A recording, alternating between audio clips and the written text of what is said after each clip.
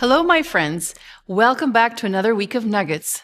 Thank you, Seth, for guiding us through last week's study. Our focus for this week, once more, is love and justice and how that is executed through the two greatest commandments Jesus gave his followers.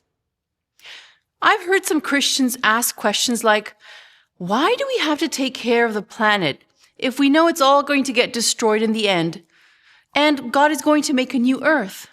Or, why should we bother to try to bring about justice on this earth if we know that the justice systems of this world are corrupt and that ultimately God is the only one who can bring about true justice at the end of time? So in other words, why bother with the here and now as Christians? This is a question we'll try to answer throughout this week. But let's start with the basics, the building blocks of Christianity. Love the Lord your God with all your heart, soul, and strength, and love your neighbor as yourself. I love the fact that Jesus didn't just say, love God. No, he was very explicit in how we are to love God.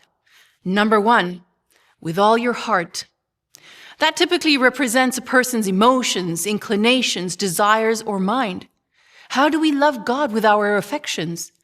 By asking Christ to control our emotional brain, and that means his love will permeate our emotional reactions. We won't just be driven by emotional impulses, but rather our emotions will be in harmony with the fruit of the Spirit. Number two, with all your strength. Think of where your strength comes from. It's your body, your muscles, right?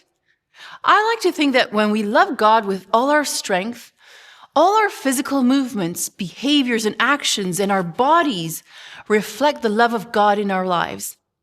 That means that we are physically intentional about loving God through our physical health and actions. And number three, with all your soul. This word in the Bible is translated as breath, life, or soul.